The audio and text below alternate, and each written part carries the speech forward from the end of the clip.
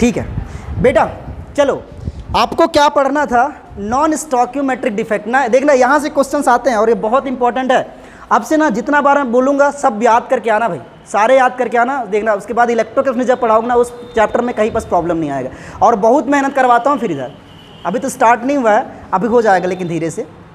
लेकिन क्या है, इसको थोड़ा इधर और घुमाना पड़ेगा। रीज़न ये है कि मैं दिखना चाहिए ना, मैं बाहर चल देता हूँ बार बार स्क्रीन से बाहर चल देता हूँ। बेटा हेडिंग क्या बोला मैंने, नॉन स्टोइकियोमेट्रिक डिफेक्ट। अच्छा हिंदी से पढ़ाना है क्या इसको? हाँ, बहुत बच्चों को शायद प्रॉब्लम आ रही हिंदी से बताना, तो हिंदी की बुक सामने रख दो भाई एक ठो। हाँ मैं पढ़ा लूँगा, आप ना मैं लिखूँगा शुरू में इंग्लिश में, आप हिंदी पर गौर करना बस, ठीक है। नॉन स्टोइकियोमेट्रिक मैट्रिक डिफेक्ट, और इसको हम लोग हिंदी में बोलते हैं असमीकरण मितीय दोष। इसको तो मैं बता दिया था कि फॉर्मूला केमिकल फार्मूला डिफेक्ट उत्पन्न होने के बाद और डिफेक्ट उत्पन्न होने से पहले ये अलग अलग होता है, तो इस प्रकार के डिफेक्ट को नॉन स्टोइकियोमेट्रिक डिफेक्ट बोलते हैं। ये जनरली दो तरीके से होता है। इसका ए नंबर को हम लोग बोलते हैं metal access defect. Metal access defect Hindi में इसे क्या बोलेंगे बेटा, अतिरिक्त धातु आयन के कारण, मेटल एक्सेस डिफेक्ट। तो इसको पहले हम लोग लिखते हैं हिंदी में, इसको बोलेंगे अतिरिक्त, देखो एक्सेस का मतलब होता है ज़्यादा, तो अतिरिक्त धनायन के कारण। अब देखो ये किस तरह से होता है मैं आपको समझा दूंगा, लेकिन पहले ये देखना समझना, दो कारण से हो सकता है। और दूसरा है जिसको हम बोलते हैं metal deficiency defect. Metal deficiency defect, और इसको हम लोग बोलते हैं, डिफिशियंसी का मतलब क्या होता है बेटा, कमी, तो इसको बोलते हैं धातु के कमी के कारण, तो मेटल डिफिशियंसी डिफेक्ट। नहीं क्या बोलेंगे बेटा इसको, धातु न्यून दोष, धातु न्यून दोष, ठीक है। ये अपने को समझना है। देखो क्या करते हैं, सबसे पहले मैं ऊपर वाले को एक्सप्लेन करते हैं, बहुत इज्जत से एक्सप्लेन करेंगे, मतलब बहुत सिंपल तरीके से, ताकि एक ही बार में समझ में आ जाए। तो सबसे पहले देखते हैं बेटा मेटल एक्सेस डिफेक्ट। इन दोनों को कॉपी कर लिए हो क्या? देखो आप हिंदी से भले लिखना, लेकिन मैं बार बार ना हिंदी बोलूँगा तो मैं फंस जाऊँगा, इसलिए मैं इंग्लिश से बोलूँगा, आप उसको ट्रांसलेट कर लेना। इतनी इंग्लिश तो एक साल के अंदर आ ही गया होगा थोड़ा बहुत। इस साल 11th क्लास में और थोड़ा अपग्रेड कर रहे हैं अपने टीचिंग स्टाइल्स को, क्योंकि पिछले से ज़्यादा पढ़ाई नहीं हुई थी ना। इस साल क्या कर रहे हैं कि क्वेश्चन में हिंदी से लिखवा ही नहीं रहा हूँ उन लोग को, हर क्वेश्चन इंग्लिश से लिखवा रहे हैं। तो धीरे धीरे जा, हिंदी से बताता जरूर हूँ पर क्वेश्चन इंग्लिश से बता रहा हूँ। इससे क्या होगा कि वो इंग्लिश सीख जाएंगे कम से कम। नहीं तो बच्चों की प्रॉब्लम रहता है बेटे, जब वो मेडिकल फील्ड में जाते हैं या इंजीनियरिंग या कहीं कॉलेज में जाते हैं, उनकी बड़ी प्रॉब्लम रहती है, इंग्लिश नहीं आता है, ठीक है।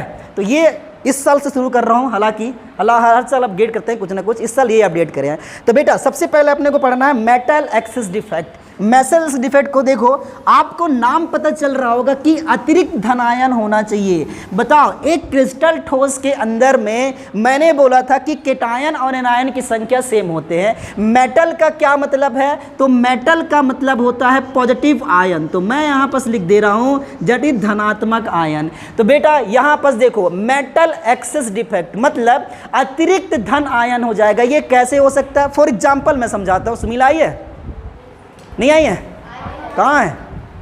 अच्छा इधर बैठी है।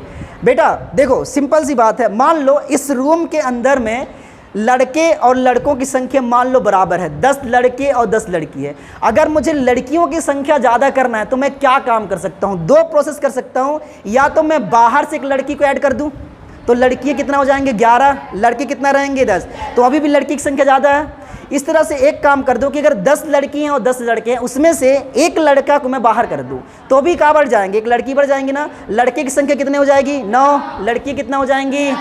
तो ये इसी तरह से दो तरीके से हो सकता है मेटल एक्सेस डिफेक्ट की, या तो धनायन को उस क्रिस्टल लैटिस में जोड़ दूं या फिर वहां से एक एनायन को गायब कर दूं। तो ये दो तरीके से हो सकता है। इसमें से सबसे पहले हम लोग बोलेंगे due to extra cation present in the lattice side. क्या बेटा, क्या चीज, क्या बोला, केटायन प्रेजेंट इन लैटिस या एनायन वैकेंसीज के कारण। तो सबसे पहले इसका नंबर 1 में पढ़ने वाले हैं। नंबर 1 सबसे पहले क्या करते हैं बेटा कि इसमें एक एनायन को कम कर देता हूं, तो एनायन डिफिशियंसी कारण। तो ऐसे लिख सकते हैं, क्या लिखूं बेटा, ड्यू टू, एक मिनट रुक जाओ, एक मिनट मैं, चलो ठीक है। देखो पहला मेटल एक्सिस डिफेक्ट को मैं दो टाइप में कैटेगराइज करूंगा। एक तो बोलूंगा बेटा एनायन के कारण, ठीक है, तो यहाँ पर लिख लेते हैं एनायन के कमी के कारण। तो मैं एनायन की कमी के कारण, तो कुछ ना कुछ होगा इसमें। एक एनायन को अगर मैं कम कर दूंगा तो भी क्या हो जाएगा, केटायन की संख्या बढ़ जाएंगे। और इसका दूसरा है उसमें हम लोग एक एक्स्ट्रा केटायन को क्रिस्टल लैटिस में जोड़ देंगे। तो क्या लिख सकता हूँ बेटा, एक्स्ट्रा केटायन के उपस्थिति के कारण। तो ये दो तरीके से हो सकता है, इसको हम लोग वन बाय वन एक्सप्लेन कर लेंगे। सबसे पहले मैं ये एक्सप्लेन करने वाला हूँगा कि इसको हम लोग बोलते हैं एनायन वैकेंसीज। तो हिंदी में बोलते हैं इसको anion vacancies, due to anion vacancy. अब क्या करने वाले हैं, एनायन की कमी कारण देखो कैसे हो सकता है। तो मैं सबसे पहले एक क्रिस्टल लैटिस बना रहा हूँ बेटा। जैसे एग्जाम्पल के लिए NaCl बना देता हूँ मैं, और NaCl में इसके अंदर एग्जाम्पल्स भी पाया जाता है, ये इसका एग्जाम्पल भी है। तो मैं NaCl बना रहा हूँ, यहाँ कुछ इस तरह से ये हो गया। अब क्या करने वाला हूँ, यहाँ पर और लिख लो क्लोरीन, यहाँ पर सोडियम और यहाँ पर क्लोराइड आयन। अच्छा ये तो जरूर पता होगा कि अगर ये आयनिक सॉलिड है तो इसका मतलब ये है कि इसमें सोडियम प्लस आयन होगा और क्लोराइड आयन। तो मैं एक जगह पे माइनस प्लस लगा दे रहा हूँ, यहाँ पर हो जाएगा प्लस माइनस, और यहाँ पर तुम तो लगा ही सकते हो, आप आराम से बाकी लगा लेना, ठीक है बेटा। अब मैं क्या करने वाला हूँ कि अगर मैं एनायन वैकेंसीज करने वाला हूँ तो होता क्या है यहाँ पर कि ये जो क्रिस्टल लैटिस दिख रहा है, इस क्रिस्टल लैटिस में से एक एनायन अपना लैटिस पॉइंट छोड़ करके डिसअपेयर हो जाएगा। मतलब इसमें से क्लोरीन को क्या करूंगा, यहाँ से पूरी तरह से गायब कर दूंगा। लेकिन ध्यान देना, जब ये क्लोरीन गायब होता है तो मैंने क्लोरीन गायब बोला है, जबकि यहाँ पर प्रेजेंट क्या है बेटा, क्लोराइड आयन है। मैंने क्या बोला है कि इस प्रकार के डिफेक्ट में, जैसे सोडियम क्लोराइड है, इसको जब मैं हीट करूंगा तो हीट करते हैं तो एक क्लोरीन एटम अपने लैटिस पॉइंट छोड़ करके कंप्लीटली डिसअपेयर हो जाता है। और अगर क्लोरीन यहां से चले जाएगा तो बताओ, क्लोरीन पे एक नेगेटिव चार्ज था ना बेटा, अगर एक नेगेटिव चार्ज है तो वो इलेक्ट्रॉन को छोड़ करके गायब हुआ है। मतलब क्लोरीन अपना इलेक्ट्रॉन को छोड़ करके लैटिस पॉइंट से डिसअपेयर हो जाता है कंप्लीटली। ओके, तो अब मुझे बता दो, यहां पर क्लोरीन तो गायब हो गया, लेकिन इसका जो लैटिस पॉइंट था उसको कौन ऑक्यूपाई कर लिया है, इलेक्ट्रॉन ऑक्यूपाई कर लिया है। और इस सेंटर को ना, ये जो इलेक्ट्रॉन सेंटर है, इसको हम लोग एक दूसरा नाम देते हैं, दैट इज एफ सेंटर। क्या नाम देते हैं बेटा, इसका नाम बोलते हैं एफ सेंटर। एफ का क्या मतलब है मैं अभी समझाता हूं। एफ का मतलब होता है फैब्रिजेंटर, तो इसको नाम लिख लेते हैं, इसको इंग्लिश में ये फैब्रिजेंटर बोलते हैं। फैब्रिजेंटर का मतलब होता है कलर उत्पन्न करने वाला पॉइंट, या यहां पर सीधा सा लिख देता हूं कि फैब्रिजेंटर का मतलब होता है कलर। एक काम कर देना इसको, क्यों, देखो एफ सेंटर को हम लोग, एफ सेंटर कहां से आया है, फैब्रिजेंटर से, और फैब्रिजेंटर का मतलब क्या होता है, कलर। मतलब एफ का मतलब क्या होगा, सिंपल सी बात है, कलर। इसलिए इस सेंटर को एक और नाम देते हैं, दैट इज एफ सेंटर। अब आप बोलोगे एफ सेंटर नहीं, इसको बोलते हैं कलर सेंटर। अब प्रॉब्लम है इसे कलर सेंटर क्यों बोलते हैं, तो इसका एक सिंपल सा रीजन है कि अगर मैं इसको, देखो पहले से मैं हीट दे रहा हूं, हीट का मतलब मैं एनर्जी तो बोल ही सकता हूं, तो मतलब इस एनर्जी को ये इलेक्ट्रॉन सबसे पहले अब्जॉर्ब करता है। अब्जॉर्ब करने के बाद अपने लोअर एनर्जी लेवल से हायर एनर्जी लेवल में एक्साइट हो जाता है। और अपने को पता है कि जब इलेक्ट्रॉन हायर एनर्जी लेवल से लोअर एनर्जी लेवल में अगेन आता है तो ये अपने वेवलेंथ को एमिट करता है और उसी के कॉरिस्पॉन्डिंग ये कलर देता है। इसीलिए अब ये प्रॉब्लम क्या हुआ बेटा, तो इसका मतलब ये समझ में आ गया कि जैसे मैं NaCl के क्रिस्टल को हीट करता हूं तो क्लोरीन अपना इलेक्ट्रॉन को छोड़ करके अपने लैटिस पॉइंट से डिसअपियर हो जाता है, और क्लोराइड का जो इलेक्ट्रॉन है वो उस लैटिस पॉइंट को ऑक्यूपाई कर लेता है। और इसी सेंटर को हम लोग नाम दे देते हैं एफ सेंटर, या फिर दूसरा क्या नाम देते हैं, कलर सेंटर। इतना तो क्लियर हो गया होगा, किसी को कोई दिक्कत नहीं आया होगा। एक चीज और ध्यान से समझना कि ये कैसे हुआ, कैसे होगा, इसको मैं समझने की कोशिश करता हूं। देखो कैसे बेटा, ऐसे बोलते हैं, बनाऊं कहां पर, मैं इधर थोड़ा सा रफ कर रहा हूं, हीट नीचे लिख देता हूं, यहां पर एग्जाम्पल के थ्रू यहां पर से हम हीट दे देते हैं, कोई बात नहीं है, हीट दे दो, या फिर आप चाहो तो इसे एनर्जी दे दो। अब ध्यान से देखना, ऐसे कहते हैं कि जब सोडियम क्लोराइड को सोडियम वेपर के प्रेजेंस में पास कराया जाता है, या सोडियम क्लोराइड में जो सोडियम वेपर को जब पास कराते हैं तो उसका कलर येलो हो जाता है। कैसे, मैं समझाता हूँ। देखो ये सोडियम क्लोराइड का क्रिस्टल था ना बेटा। अभी क्या करो, क्लोरीन को अगर बाहर नहीं निकाला हूँ तो यहाँ पर Cl माइनस आयन होगा। अब क्या करूँगा कि यहाँ से मैं सोडियम वेपर को पास करा रहा हूँ, तो सोडियम वेपर को अगर मैं पास कराऊंगा तो देखो मैंने सोडियम प्लस आयन नहीं बोला है, मैंने क्या बोला है, सोडियम वेपर। और वेपर के फॉर्म में सोडियम ना केवल इसी फॉर्म में रहता है, मतलब Na रहता है, Na प्लस नहीं रहता है, क्या रहता है। अब क्या होगा बेटा, जैसे सोडियम वेपर को इसके पास से होकर पास कराऊंगा, ऐसे ऐसे ऐसे ऐसे, तो इसमें सब में क्या है, सोडियम। तो सोडियम क्या करता है, अपने पास वाले क्लोरीन को अपने आप में एक्सेप्ट कर लेता है और क्या बना लेता है, सोडियम क्लोराइड। और बताओ सोडियम वेपर था, ये क्या लिया यहाँ से, क्लोरीन। और क्लोरीन अगर ले लेगा तो इसका नेगेटिव चार्ज तो यहीं रह गया है और यहाँ पर क्या बन गया है, कलर सेंटर। तो ये बात तो समझ में आ गया। और बताओ यही कलर सेंटर इस NaCl के कलर के लिए रिस्पॉन्सिबल होता है, इसीलिए इस सेंटर को हम लोग नाम दे देते हैं कलर सेंटर। क्लियर हो गया, 100% बात समझ में आई। जरा कॉपी करो।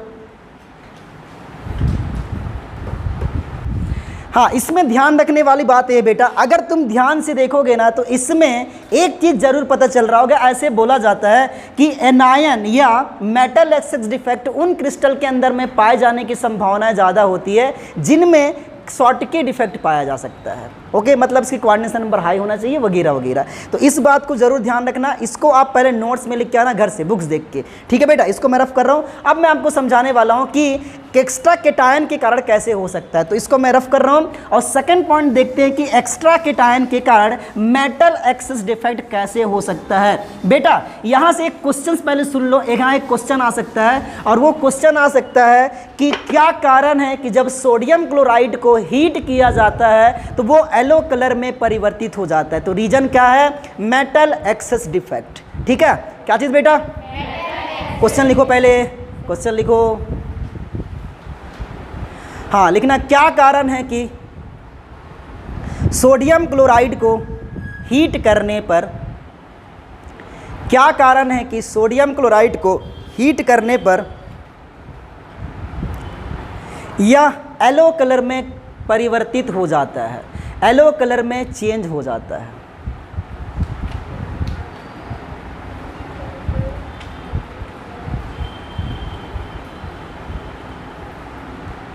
ओके, आंसर क्या लिखोगे, मेटल एक्सेस डिफेक्ट। चलो बेटा इसको लिखते हैं एक्स्ट्रा केटायन की उपस्थिति के कारण। देखो कैसे, इसका मैं एक एग्जांपल लिखता हूं। सबसे पहली बात देखना, ये जो डिफेक्ट है ना उन क्रिस्टल के अंदर में पाया जाएगा जिसमें फ्रैंकल डिफेक्ट पाए जाते हैं। फ्रैंकल डिफेक्ट में क्या होता था बेटा कि एक जो केटायन रहता है तो अपना लैटिस पॉइंट को छोड़ करके इंटर इस चीज़ साइड में चले जाता था। सिमिलरली वैसे ये भी होता है। इसका एग्जाम्पल जैसे मैं जिंक ऑक्साइड ले लेता हूँ, तो जिंक 2+ और यहाँ पर O पे 2-, फिर यहाँ पर Zn2+ और यहाँ पर O2-। आगे यहाँ पर लिख लेते हैं O2-, यहाँ पर Zn2+। अच्छा घंटी लग गई है ना, अरे तुम लोग बताए नहीं बेटा, मैं भूल गया, लगा ना शायद। Zn2+ और यहाँ पर O2-, यहाँ पर Zn2+ और ये O2-। ओके, आगे और चाहो तो बना सकते हो, मैं एक बार बना भी लेता हूँ। ये O2- है, यहाँ पर Zn2+ है, फिर ये O2- है और यहाँ पर Zn2+ है। अब आपको क्या करना है कि ये जिंक ऑक्साइड का है। अगर तुम ध्यान से देखोगे तो एक्चुअली में क्या है बेटा, जिंक ऑक्साइड।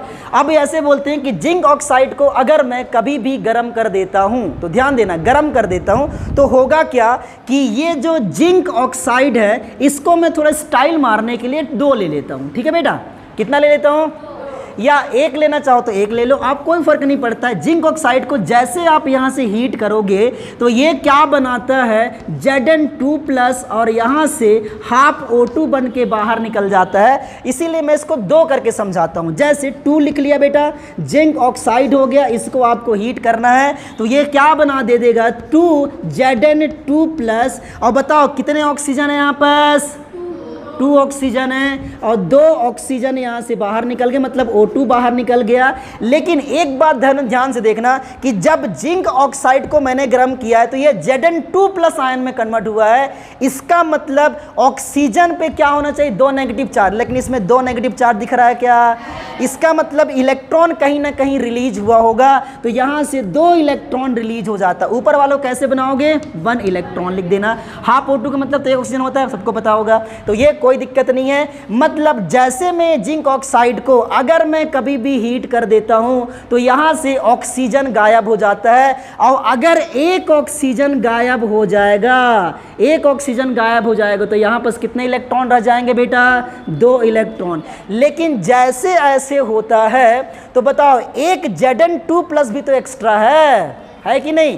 1 ऑक्सीजन भी गायब हो रहा है इस लैटिस से, प्लस क्या है बेटा, एक Zn2+। ये Zn2+ क्या करता है कि इनका जो इंटरस्टिशियल साइट है, अंतराकाशीय स्थान, जैसे कि यहाँ पर ये जाके यहाँ फंस जाता है। कहाँ पर, अब बोलोगे ऐसा क्यों होता है, ऐसा इसलिए होता है क्योंकि जिंक का जो साइज होता है वो ऑक्सीजन के कंपेयर में कम होता है, और कम होगा, अगर कम होगा तो ये कहाँ जाके फंस सकता है, इंटरस्टिशियल साइड में। लेकिन अब ध्यान से देखो ये 2+ है, इलेक्ट्रॉन तो गायब नहीं हुए हैं, तो अभी भी अगर तुम ध्यान से देखोगे तो इस क्रिस्टल का इलेक्ट्रिकल न्यूट्रलिटी मेंटेन है, गड़बड़ाया नहीं है। और मैं बताया था कि आप जो भी डिफेक्ट पढ़ोगे वहाँ क्रिस्टल के इलेक्ट्रिकल न्यूट्रलिटी पर कोई फर्क नहीं पड़ने वाला होगा, और यहाँ पास भी वही सेम हो रहा है। तो सिंपल सी बात है कि जिंक ऑक्साइड को आप जैसे गर्म करोगे ऑक्सीजन यहां से गायब हो जाता है, लेकिन अपना इलेक्ट्रॉन छोड़ करके, और अपना इलेक्ट्रॉन को छोड़ करके लोग ऐसे भी बोलते हैं कि अगर यहाँ से ऑक्सीजन गायब हुआ है और जिंक इंटरस्टिशियल साइड में जाके फंस जाता है, और इसका जो इलेक्ट्रॉन रहता है वो आसपास के, इसका नेगबोर मतलब इसके पड़ोसी वाले स्थान को ऑक्यूपाइड कर लेता है। मतलब 1 इलेक्ट्रॉन यहाँ लिख लो, 1 इलेक्ट्रॉन यहाँ लिख लो, या आप 2 इलेक्ट्रॉन यहाँ लिख लो, कोई फर्क नहीं पड़ता है। अब देखो बेटा इससे होगा क्या, इससे 2 चीज फर्क पड़ जाएगा। पहली बात, इस क्रिस्टल के अंदर में इलेक्ट्रॉन, फ्री इलेक्ट्रॉन उपस्थित हो चुके होंगे, और ये फ्री इलेक्ट्रॉन एक्चुअल में इलेक्ट्रिसिटी कंडक्ट कराने का काम करते हैं। उसमें भी फ्री इलेक्ट्रॉन्स था क्या, था ना, क्लोरीन का एक इलेक्ट्रॉन था, तो बेटा फ्री इलेक्ट्रॉन जो एफ सेंटर बोला करते थे, और यहां पर भी क्या मिल रहा है, एक फ्री इलेक्ट्रॉन। यही जो फ्री इलेक्ट्रॉन्स हैं, ये फ्री इलेक्ट्रॉन एक्चुअल में इलेक्ट्रिसिटी कंडक्ट कराने का काम करते हैं। तो दोनों से मेटल एक्सिस डिफेक्ट का अगर मैं कॉन्सिक्वेंसेस बोलूं, इसकी उपयोगिता बोलूं, तो मैं क्या बोल सकता हूं कि मेटल एक्सिस डिफेक्ट के कारण जो क्रिस्टल रहते हैं, अगर वो नॉन कंडक्टर है, इंसुलेटर है, कुचालक है विद्युत के, तो वो क्या बन सकते हैं, सुचालक बन सकते हैं। वही उसका एक्चुअल में क्या है बेटा, कॉन्सिक्वेंसेस है। ये बात समझ में आया, एक्स्ट्रा कैटायन कैसे प्रेजेंट होता है, क्लियर है, डाउट है, फिर से बताऊं।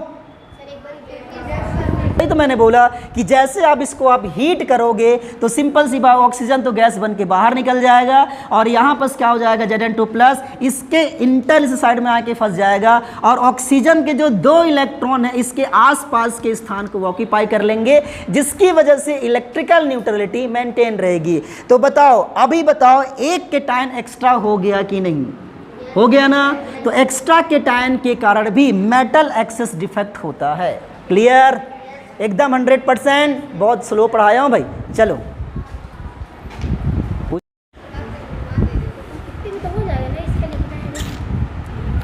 हाँ, तो मेरे चिल्ड्रंस पार्टियों क्या करना है, देखो अपने को पढ़ना है क्या बेटा, नॉन स्टॉकियोमेट्रिक डिफेक्ट के अंदर में। देखो एक तो मैंने बताया था कौन सा, मेटल एक्सिस डिफेक्ट, और दूसरा होता है मेटल डिफिशियंसी डिफेक्ट, मतलब वहाँ मेटल कमी हो जाएगा कुछ भी करके। देखते हैं कौन सा रीजन है।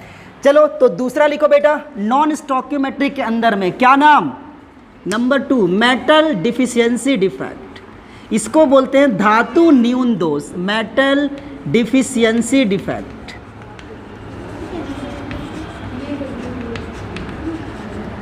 एनर्जी से पढ़ाना है इसको, हिंदी में बोलेंगे बेटा धातु न्यून दोष। न्यून का मतलब क्या होता है बेटा, न्यून दोष, मतलब इसमें कहीं ना कहीं पर एक मेटल कम हो जाएगा। देखो कैसे, बहुत अच्छी बात है। हालांकि इसमें भी 2 तरीके से, बताओ अगर मुझे ना मेटल कम करना है, मेटल मतलब कि पॉजिटिव चार्ज कम करना है, तो 2 तरीका है। या तो पॉजिटिव चार्ज को आप बढ़ा दो, या फिर नेगेटिव चार्ज को कम कर दो। लेकिन इसमें सेकंड वाला क्राइटेरिया फॉलो नहीं होता है। क्यों नहीं होता है मैं समझाने वाला हूँ। हालांकि बुक्स के अंदर दिया हुआ है, लेकिन ये बहुत रेयर के अंदर पाया जाता है, उसको हम लोग पढ़ेंगे भी नहीं और पेपर के अंदर पूछा भी नहीं जाएगा। अभी तक नहीं पूछा और मेरे ख्याल से कभी पूछेगा भी नहीं, क्योंकि वो पॉसिबिलिटी ही नहीं है। अभी देखना हम डिस्कस कर देंगे कि बुक्स के अंदर जो लिखा हुआ है जनरली वो गलत है। कैसे, अभी समझ में आ जाएगा। सबसे पहले देखते हैं मेटल डिफिशिएंसी डिफेक्ट कैसे हो जाएगा। बेटा मेटल डिफिशिएंसी में सबसे पहली बात हम लोग बोलते हैं कि एक्स्ट्रा केटायन, या ऐसे बोल सकते हैं। एक पहला क्वेश्चन, रुक जाओ एक मिनट ना, मैं पहले देख लेता हूँ इसमें कौन कौन सा पॉइंट है। मैं कल पढ़ा था, जिस दिन मेरा बर्थडे था ना उस दिन मैं पढ़ा था। कहाँ गया यार ये N type P type conductor है, ये है दो कटर। मैंने कहाँ पर लिखा है भाई, उसको लिखा नहीं हो क्या? लिखता होना चाहिए, ये भी नहीं है। रिकॉर्ड तो नहीं हो रहा है। देखो समझते हैं बेटा, ध्यान से देखना, बहुत इजी कॉन्सेप्ट है। सबसे पहले इसके लिए स्टार पॉइंट मतलब कंडीशंस क्या है। कंडीशन है कि मेटल डिफिशिएंसी डिफेक्ट उन क्रिस्टल के अंदर में पाए जाने की पॉसिबिलिटी है जिसमें उपस्थित मेटल की oxidation state variable oxidation state show करता होगा। इसका क्या मतलब है मैं समझाता हूँ। जैसे अब ट्रांजिशन मेटल आयन देखोगे तो आयरन अगर मैं एग्जांपल लूँ तो आयरन के दो ऑक्सीकरण अवस्था स्टेबल होते हैं, एक 2+ भी होता है 3+ भी होता है। क्रोमियम के भी 2+, 3+। इस तरह से इसका मतलब ये, मैं एग्जाम्पल बताता हूँ। अगर मैं यहाँ पर Fe2+ लिखूँ तो इसका ऑक्सीकरण अवस्था कितना है बेटा 2+। लेकिन अगर मैं यहाँ पर Fe3+ लिख दूँ तो ये दोनों के दोनों स्टेबल हैं। तो सबसे पहली बात ये कि मेटल डिफिशिएंसी डिफेक्ट उन क्रिस्टल के अंदर में पाए जाएंगे जिसमें मेटल की ऑक्सीडेशन स्टेट वेरिएबल होता होगा, मतलब परिवर्ती ऑक्सीकरण अवस्था होता हो। कैसे, अभी हम देखते हैं। एक तो एग्जाम्पल है बेटी, इसका कौन सा एग्जाम्पल देखो, इसका एग्जाम्पल लिखते हैं Fe2O3 Fe करके, यहाँ पर मैं कुछ लिखता हूँ Fe, इसका एग्जाम्पल है Fe और यहाँ पर कितना लिखेंगे Fe2O3। एक एग्जाम्पल है इसका, पर मैं अभी भी कन्फ्यूजन मेरे को लग रहा है, मैं गड़बड़ कैसे हो गया, भूल कैसे गया। भूलना तो मेरे को चाहिए नहीं। रुक जा बेटा, ऐसा कहीं पर दिया इसमें, एक करना पड़ेगा बेटा। चलो इसका एग्जाम्पल कौन सा बोला बेटा, इसका एग्जाम्पल होना चाहिए FeO, ठीक है। अगर इसमें सबसे पहले देख लो, इसका ऑक्सीकरण अवस्था चेक करते हैं कि आयरन कौन सा ऑक्सीडेशन स्टेट में है। तो इसका तो 2- होता तो इस पर कितना चार्ज होगा 2+, ये तो समझ में आ गया। तो सबसे पहले इसका मैं क्रिस्टल लैटिस बनाता हूँ। देखो किस तरह से, Fe ये 2+ है, फिर यहाँ O2- हो जाएगा, फिर यहाँ पर Fe2+ और यहाँ पर 2- और यहाँ पर अगेन 2- बनाएंगे, Fe2+ हो जाएगा, O2- हो जाएगा और यहाँ पर Fe2+ हो जाएगा। आगे सॉल्व करते बेटा, इसको और बना लो आप अगर चाहते हो तो O2- हो जाएगा, यहाँ पर Fe2+ और ये O2-। अब आपको कुछ नहीं करना है, इस तरह से और भी आपको बनाना है तो बना सकते हो, पर मैं इतना ही बना रहा हूँ। होता क्या है बेटा, इसमें से सबसे पहले देखो मेटल डिफिशिएंसी का मतलब मेटल कहीं ना कहीं से डिसअपेयर हो जाता होगा। तो मेटल डिसअपेयर कैसे होता है, एक बार और मैं बना लेता हूँ नीचे, यहाँ पर O2-, यहाँ पर Fe2+, ये O2- और यहाँ पर लिख लेते हैं Fe2+। अब अपने को क्या करना है मेरे बच्चों, इसमें होता क्या है कि इसमें एक मेटल, पहले तो एक तो ऑक्सीजन है या नहीं, पहले यहाँ पर क्या करेगा, एक मेटल अपना स्थान को छोड़कर गायब हो जाएगा। तो मैं क्या करूँगा कि यहाँ से एक मेटल को पूरी तरह से गायब कर देता हूँ। अगर जैसे मेटल गायब करोगे तो आपको ये पता चल चुका होगा कि यहाँ से 2 पॉजिटिव चार्ज क्रिस्टल लैटिस से गायब हो चुके होंगे, ठीक है ना। कितने गायब हुए बेटा, एक Fe गायब हुआ है, लेकिन Fe पे प्लस चार्ज कितने हैं 2+, मतलब 2 पॉजिटिव चार्ज कम हो गया है। तो होता क्या है, मैं बोला था कि अगर डिफेक्ट जनरेट होगा तो इसकी इलेक्ट्रिकल न्यूट्रलिटी पर फर्क नहीं पड़ना चाहिए, और अगर इलेक्ट्रिकल न्यूट्रलिटी फर्क नहीं पड़ेगा, इसलिए मतलब क्रिस्टल की इलेक्ट्रिकल न्यूट्रलिटी को मेंटेन करने के लिए बाकी जो मेटल हैं, वो 2 मेटल हैं, वो अपनी ऑक्सीडेशन स्टेट को 1 यूनिट बढ़ा लेते हैं। कैसे, मैं समझाता हूँ। जैसे यहाँ से Fe2+ गायब हुआ है तो 2+ चार्ज को मेंटेन करने के लिए ये जो बगल के आयरन है ये अपना ऑक्सीकरण अवस्था को 1 यूनिट बढ़ा लेगा, मतलब 2+ से क्या बन जाएगा 3+, लेकिन अभी भी एक प्लस चार्ज और कम है ना, तो इसके बगल वाले कहीं पर भी ले लो और यहाँ पर भी 1 यूनिट बढ़ा दो। तो देखो यहाँ पर मेटल कम जरूर हुआ है, लेकिन इसके चार्ज में कोई कमी नहीं हुआ है। प्लस चार्ज पहले भी उतना थे और अभी भी उतना है, मतलब इसकी इलेक्ट्रिकल न्यूट्रलिटी क्या रहेगा, मेंटेन।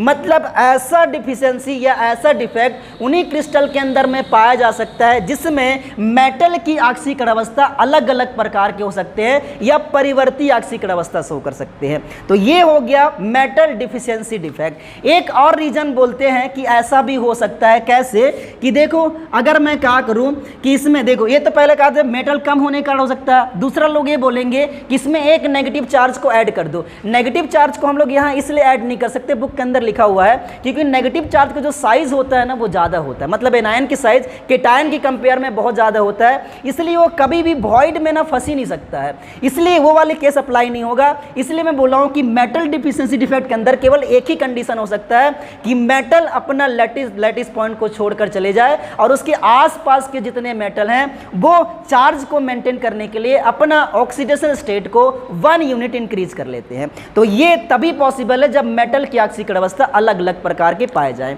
ओके, इस डिफेक्ट को हम लोग बोलते हैं मेटल डिफिशियंसी डिफेक्ट। क्यों बोलते हैं बेटा, क्योंकि यहाँ की मेटल गायब हो चुका है, मेटल की कमी हो चुका है, इसीलिए इसको बोलते हैं धातु न्यून दोष। धातु के कमी के कारण उत्पन्न दोष होता है, इसलिए इसको बोलते हैं धातु न्यून दोष। क्लियर है, समझ गए बेटी, कसम से? हाँ ठीक है, नहीं चलो ठीक है, सीधा समझी। नेक्स्ट इसको हम बोलते हैं अशुद्धि दोष। ये चौक तो पूरा टूट जाता है भाई, मैं ज़्यादा दबा के लिखता हूँ या फिर पता नहीं कैसे। तो मेरे छोटे छोटे बच्चों ध्यान से देखो, इसको इंग्लिश में बोलेंगे दैट इज इम्प्योरिटी डिफेक्ट। अब इम्प्योरिटी का तो मतलब समझ में आ रहा कि उसमें शुद्ध पदार्थ में कुछ ना कुछ दूसरा सब्सटेंस मिलाना है, तो इम्प्योरिटी डिफेक्ट। अब देखो बेटा एकदम सिंपल सा कॉन्सेप्ट है, इसे कहने का रीज़न है कि हम लोग क्या करेंगे, मान लो यहाँ पर ए बी टाइप का कोई पदार्थ है, ए बी टाइप का आप बोल लो क्रिस्टल है, इस ए बी टाइप के पदार्थ में एक दूसरा सब्सटेंस मिला दूँ, ना तो वो ए टाइप का है ना तो बी टाइप का, मतलब सी टाइप का एटम मिला दूंगा।